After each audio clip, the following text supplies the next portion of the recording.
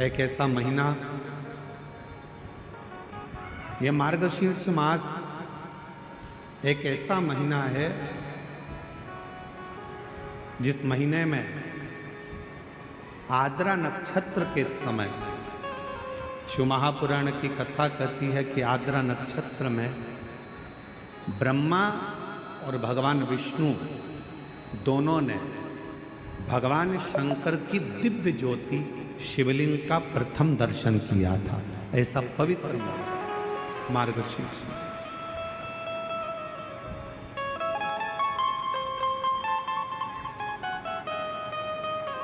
पूरे ब्रह्मांड में सबसे पहला शिवलिंग का दर्शन अगर किसी ने करा तो भगवान ब्रह्मा और भगवान विष्णु। और इसी मार्गशीर्ष मास में, जिस महीने में आप कथा सुन रहे हो, इसी मार्गशीर्ष मास के आद्रा नक्षत्र में, और आपको बताते हुए बड़ी प्रसन्नता हो रही है कि वो आद्रा नक्षत्र इसी कथा के बीच में पड़ेगा 9 तारीख को, 9 नवंबर।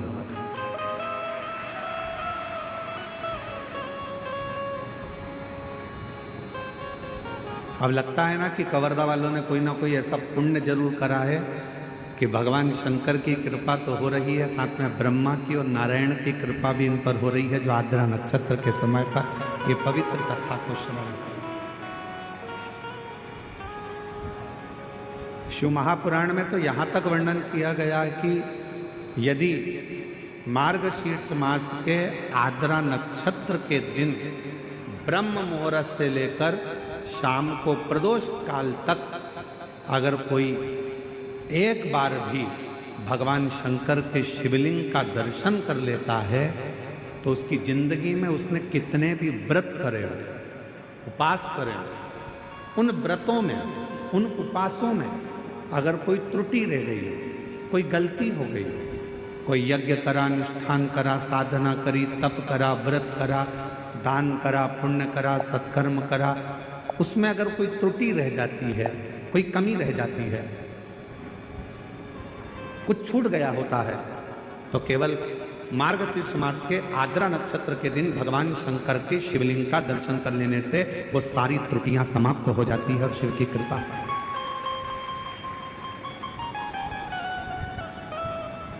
अब कितनी बड़ी कृपा है भगवान शंकर जी की कि ये 5 दिन की जो कथा है, 6 तारीख से 10 तारीख तक जो हो रही है 5 दिन की कथा, उसमें बीच में 9 तारीख पड़ रही है, और उस 9 तारीख को मेरे शंकर भगवान की प्रथम ज्योति का दर्शन हुआ, शिवलिंग का दर्शन हुआ आद्रा नक्षत्र के दिन भगवान शंकर।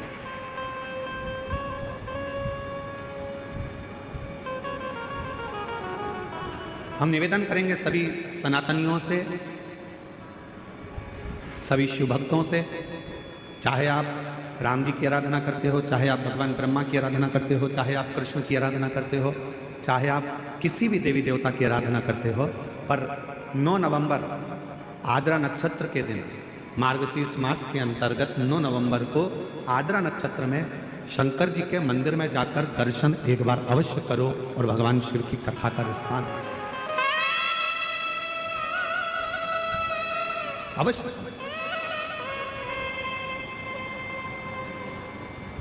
और शंभु शरणे मांगू घड़ी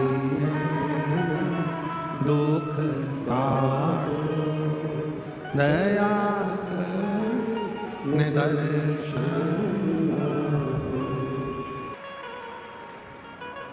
शिव महापुराण की कथा कहती है कि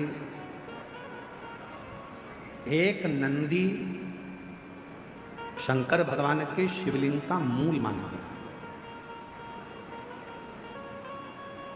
कभी अगर आप लोग द्वारका जाएं तो गोवत्स तीर्थ का दर्शन अवश्य करें, जहां पर भगवान शंकर के शिवलिंग में नंदी की प्रतिबिंबता दर्शित है।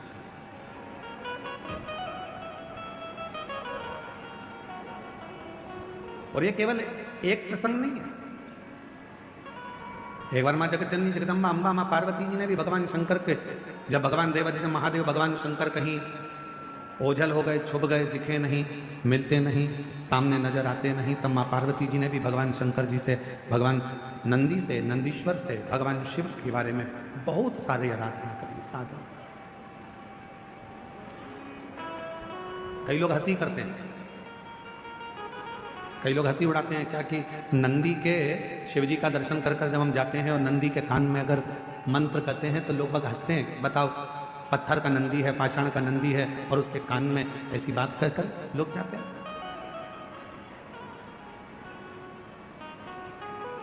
शिव महापुराण की कथा कहती है, अगर किसी नारी का गर्भ 2-3 महीने का होकर या 2-4 महीने का होने के बाद अगर गर्भ अवर्षण हो जाता है, बच्चा नहीं दे पाता है, फिर बच्चा ठहरता है, फिर बच्चा चले जाता है, गर्भ ठहर ही नहीं पाता है, उस नारी को नंदीश्वर महादेव का स्मरण करना चाहिए।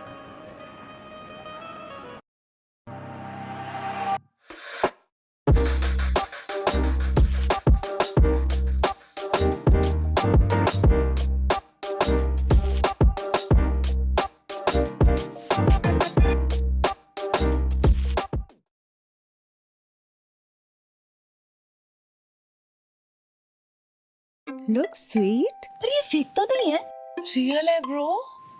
Are you sure कि We'll definitely love you back.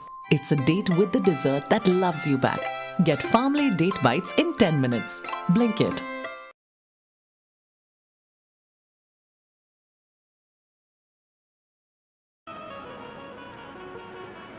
सात बेलपत्र शिव जी के सामने जो नंदी विराजमान है उस नंदी पर समर्पित करें। घर में थोड़ा सा चावल पकाकर उसमें थोड़ा मूंग मिलाकर एक बेलपत्र रखकर किसी भी दिन नंदीश्वर महादेव का स्मरण कर कर कोई वृषभ को, कोई बेल को, कोई नंदी को थोड़ा सा चावल, थोड़ा मूंग और एक बेलपत्र रखकर उसको खिला दें। और उसके बाद जब गर्भस्थ धारण करते हैं फिर वो बच्चा समाप्त नहीं होता, पूर्ण बच्चा जन्म लेता है। और उसका भी कथा यहाँ, उसका भी पत्र यहाँ पर देखो, उसका भी पत्र कहीं बैठे हों तो आ सकते हैं। शंकर शंकर है, वो घड़दानी, वो घड़दानी है। एक विश्वास, एक भरोसा, एक दृढ़ता शिव के प्रति। शिव महापुराण की कथा कहती है, भगवान शंकर का चरित्र कहता है, शिव तत्व कहता है। स्वयं मां जगज्जननी जगदम्बा नंदी के पास बैठकर नंदी से अपने हृदय की बात करती हैं।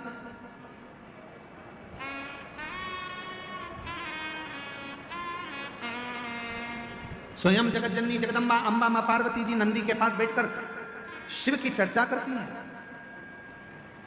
इसलिए निवेदन है, यदि कभी मौका लगे आपकी जिंदगी में, कभी जीवन में अगर ऐसा लगे कि बहुत दुख है, बहुत तकलीफ है, बहुत कष्ट है, एक बेलपत्र अपने हाथ में रखो, उल्टे हाथ में, सीधे हाथ से उस बेलपत्र पर अपना हाथ रखिए, नंदीश्वर महादेव का स्मरण करिए, 7 बार श्री शिवाय नमस्तुभ्यम कहिए। फिर उस बेलपत्र को सीधे हाथ में रहकर, जो नंदी शिव जी के मंदिर में है, दोनों सींग है, उस सींग के ठीक पीछे नंदी का उभरा हुआ भाग है, उस भाग पर नंदीश्वर शिवलिंग का स्मरण कर कर बेलपत्र को चढ़ा दो। इस टंडी का भाग पूंछ की ओर होना चाहिए, पत्ते का भाग मुख की ओर हो, और उस बेलपत्र को बाबा के चढ़ाकर, कितना भी दुख हो जिंदगी में, कितना भी कष्ट हो, नंदीश्वर महादेव का जब स्मरण आप करने लगते हो तो धीरे धीरे वो दुख कटना प्रारंभ हो जाता है, शिव हाथ पकड़ना प्रारंभ करता है। नंदीश्वर शिव ओघड़दानी है।